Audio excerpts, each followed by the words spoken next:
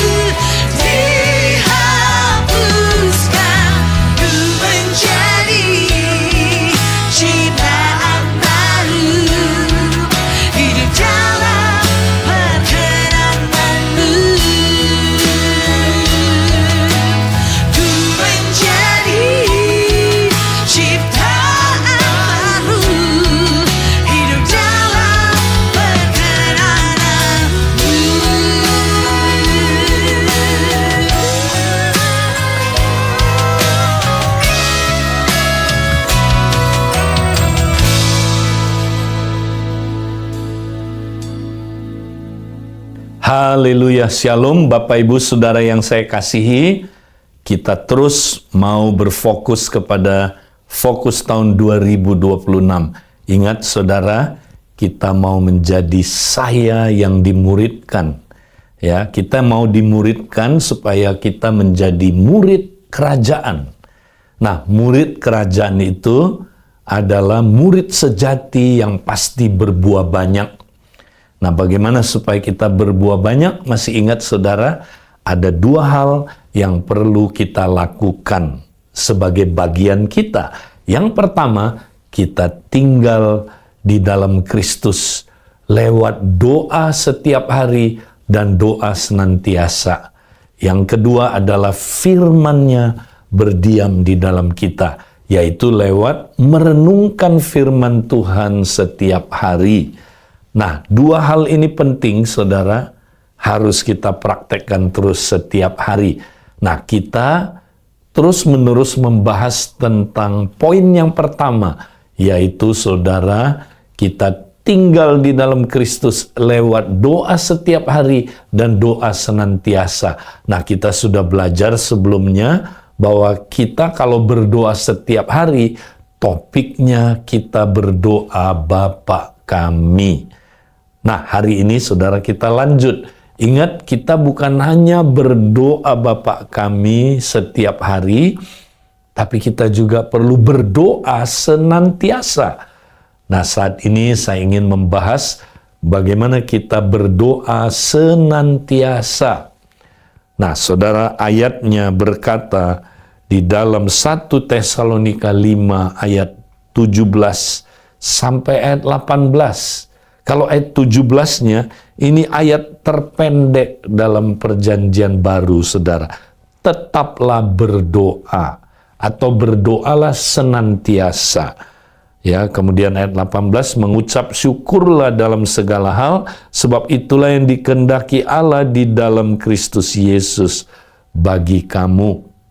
Nah, kita diajarkan supaya doa bukan hanya di waktu tertentu, misalnya pagi hari, kita ambil saudaraku waktu 15 menit atau setengah jam kita doa pribadi menggunakan doa Bapa Kami, di mana kita berbahasa roh dan juga saudaraku dalam bahasa yang kita mengerti.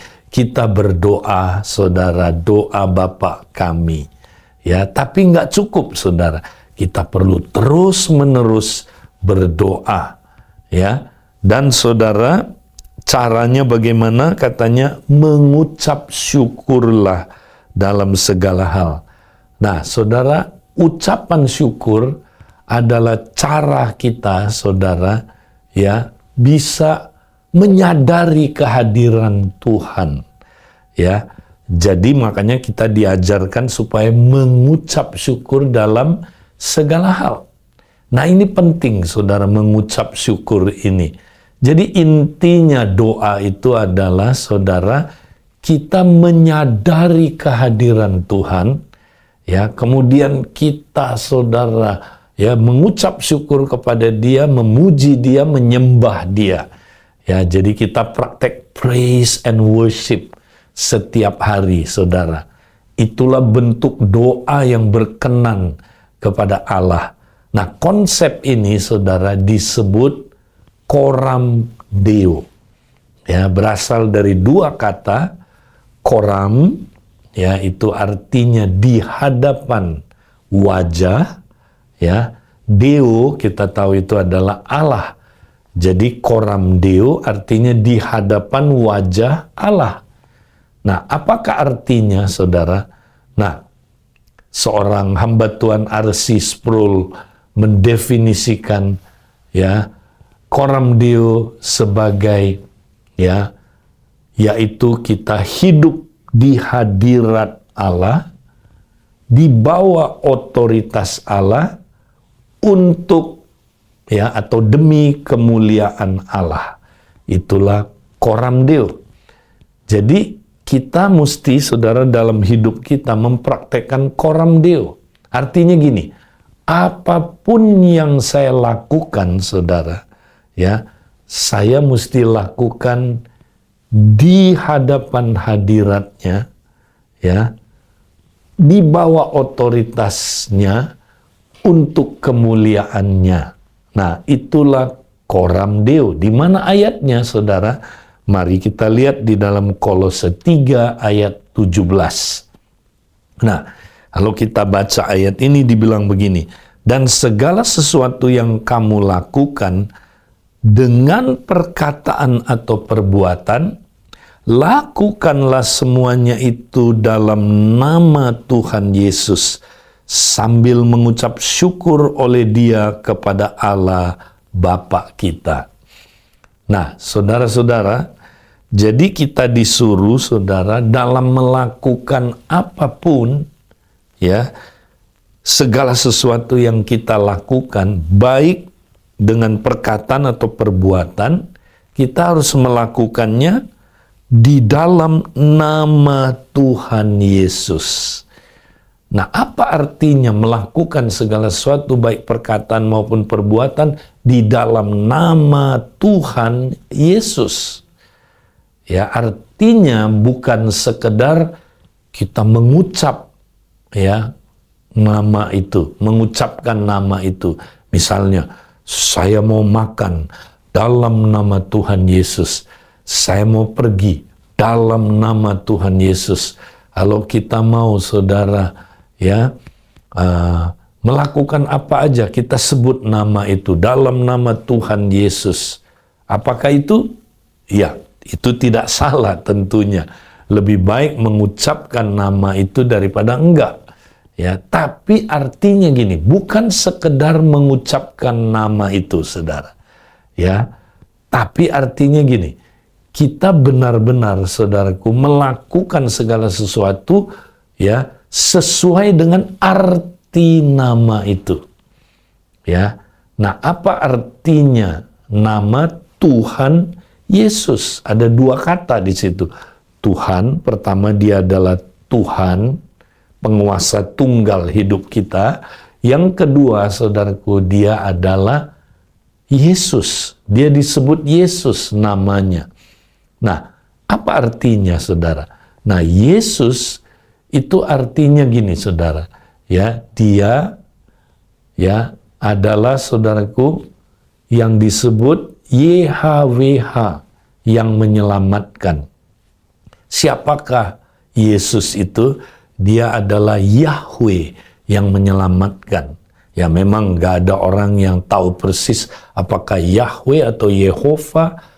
YHWH ini, ya, tidak boleh sembarangan diucapkan. Ya, bahkan setahun sekali saja, saudara, imam besar yang boleh mengucapkan. Jadi orang Israel biasa nggak tahu, ya, bagaimana pengucapannya. Ya, makanya orang Yahudi menyebutnya Adonai, ya, Lord, pokoknya Adonai aja, Tuhan. Ya, mereka takut kalau salah menyebutkan itu, mereka bisa bahaya, saudara, bisa mati. Ya, makanya mereka menyebutnya Adonai. Nah, kenapa, saudaraku? Karena kata YHWH, saudara, ya itu artinya aku hadir. Atau sang kehadiran itu sendiri. I am di dalam bahasa Inggrisnya. Bukan I was, bukan I will be, tapi I am. Aku ada sekarang ini. Aku ada sebagaimana aku ada. Dia ada terus, saudara. Dulu ada, sekarang ada, sampai selama-lamanya akan ada terus. Dia adalah sang kehadiran itu, saudara. Ya, jadi artinya gini, melakukan segala sesuatu di dalam nama Yesus, artinya melakukan segala sesuatu di hadiratnya Yesus, di hadiratnya Allah, saudara. Ya, di hadiratnya Sang Maha Hadir itu. Ya, kalau kita melakukan segala sesuatu, ya, di hadiratnya Sang Maha Hadir itu, wow, berarti saudara, kita takut akan Tuhan. Kita nggak berani sembarangan, saudara. Kalau kita tahu bahwa apapun yang kita lakukan, baik dengan perkataan maupun perbuatan, dilihat oleh Sang Maha Hadir itu. Wow, berarti kita nggak berani sembarangan melakukan segala sesuatu, ya, karena kita dilihat oleh Yesus. Dia tahu apa yang ada di hati kita, apa yang kita ucapkan, apa yang kita lakukan, dia tahu. Nah, inilah saudaraku artinya melakukan segala sesuatu dalam nama Yesus. Ya, melakukan segala sesuatu di hadiratnya Sang Maha Hadir itu. Itu artinya. Nah, tapi dia bukan hanya Yesus di situ, tapi Tuhan Yesus. Nah, siapakah Allah kita? Dia adalah Tuhan kita. Wow. Tuhan di sini artinya dia penguasa tunggal hidup kita. Jadi kalau kita melakukan segala sesuatu, saudara, kita harus melakukannya untuk Sang penguasa itu, Sang Raja itu. Ya, kalau kita melakukan segala sesuatu, saudara, ya di bawah otoritas raja itu, saudara, maka kita mempunyai, saudaraku, otoritas. Ya, maka kita ada di bawah otoritas sang raja itu, maka ini luar biasa hidup kita, saudara. Ya, jadi, nah kita simpulkan. Jadi apa artinya, saudara, melakukan semuanya itu dalam nama Tuhan Yesus? Artinya, saudara, kita melakukan segala sesuatu di hadiratnya, saudara, di bawah otoritasnya, dan untuk kemuliaannya. Ya, kenapa? Karena segala sesuatu dari Dia, oleh Dia, dan untuk Dia, saudara. Nah, jadi kalau kita lakukan segala sesuatu, ya, untuk Dia, saudara, ya, kita lakukan segala sesuatu, saudara, untuk kemuliaannya, maka, saudara, ya, itu luar biasa. Apa yang kita lakukan itu, saudara, ya, didukung oleh Tuhan. Maka Tuhan akan memberi kita kasih karunia dalam melakukannya, sehingga kita mampu melakukannya, saudara, sesuai dengan kehendak Dia. Nah, inilah yang disebut kita hidup dalam kasih karunia yang berlimpah-limpah. Ya, nah, saudara, ini penting. Ya, nah, sekarang bagaimana caranya, saudara, ya, kita bisa sadar akan hadiratnya, sadar akan kehadirannya. Ya, nah, makanya dia bilang begini, sambil mengucap syukur oleh Dia kepada Allah Bapa kita. Nah, perhatikan kata sambil, saudara. Jadi kita melakukan apapun sambil mengucap syukur. Ya, misalnya kita mau makan. Ya, gimana caranya? Bukan cuma kita bilang, saya mau makan dalam nama Yesus. Tapi kita sambil mengucap syukur. Terima kasih Tuhan untuk makanan yang Kau berikan, Tuhan. Terima kasih Tuhan, aku boleh makan karena Engkau baik Tuhan. Menyediakan makanan yang begitu lezat buat saya. Terima kasih Tuhan. Aku bersyukur untuk makanan yang Engkau berikan.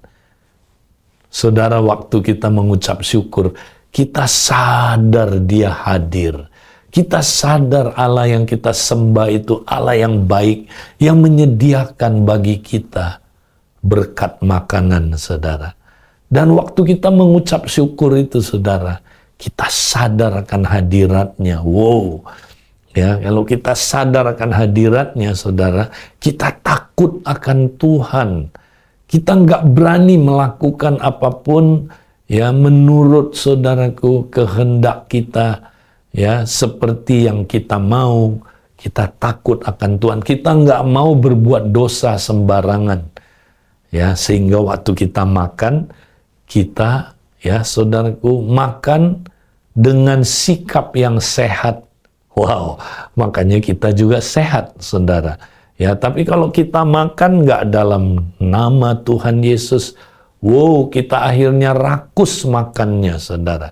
Ya, kita nggak jaga, kita makan terlalu banyak, misalnya, saudara, karbohidrat, terlalu banyak lemak, terlalu banyak, saudara, ya, satu makanan yang tidak seimbang, sehingga kita nggak sehat.